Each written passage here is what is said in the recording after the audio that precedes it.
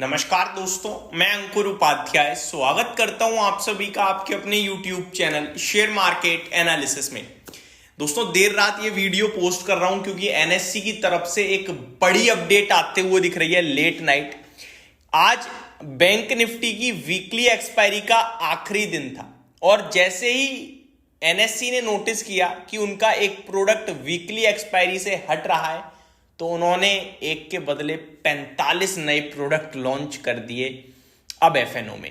तो ये एक्सचेंजेस तो अपनी कमाई नहीं रुकने देंगे भाई साहब, और ब्रोकर्स के लिए भी कुछ ना कुछ होता ही रहेगा। अब एक्सचेंजेस कमाई करने के लिए प्रोडक्ट्स बढ़ाएंगे तो प्रोडक्ट्स में ट्रेड तो आप ब्रोकर्स के द्वारा ही करोगे।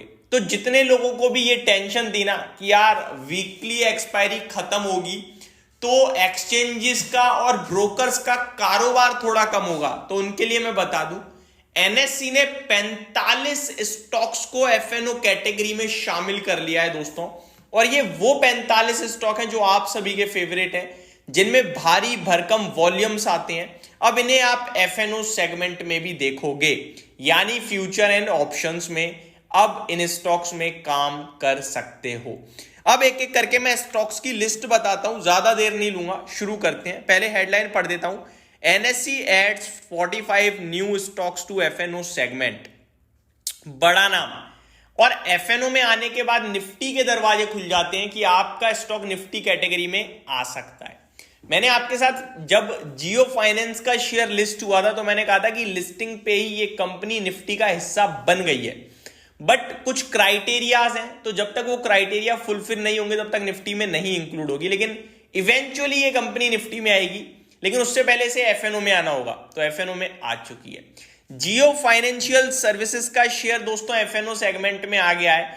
29 नवंबर के बाद से आई थिंक इनके कॉन्ट्रैक्ट्स जारी हो जाएंगे। Lot size in all the details जो भी है मैं आपके साथ टाइम टू टाइम शेयर करूंगा, लेकिन अभी देर रात सिर्फ नाम शेयर करता हूं, लिस्ट शेयर कर रहा हूं। जियो फाइनेंशियल बड़ा नाम दिख रहा है, एक जोमेटो एक बड़ा नाम दिख रहा है। अगर डिटेल में पढ़ें और तो कौन कौन से, चलिए चेक करते हैं। कुछ बड़े नामों में जोमेटो है, जियो फाइनेंशियल सर्विसेज है, डीमार्ट है, और यहां पे लिखा हुआ है these scripts will be included in the FNO segment starting November 29।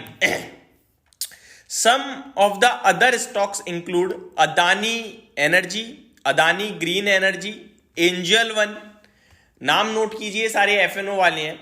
Angel One, Adani Total Gas, यानी अदानी ग्रुप से काफी नाम है, Bank of India, BSE FNO में हो गया भाई सब शामिल, CDSL FNO में आ गया, साइंट, डिलीवरी, हुडको, Nykaa, LIC, KPIT technologies, Oil India, Yes Bank, Tata LXI, Tube Investments, Paytm, PB fintech, JSW energy, Jindal stainless. बहुत तंगड़े तंगड़े नाम FNO में आ रहे हैं। इनमें इन्वेस्टर्स बहुत हैवी पोजीशन बना के बैठे हुए हैं और काम करते हैं। यस बैंक आ गया आपका, LIC आ गया, CDSL, BSE, ये सब FNO सेगमेंट में आ चुके हैं। आगे पढ़ते हैं क्या कुछ और लिखा है।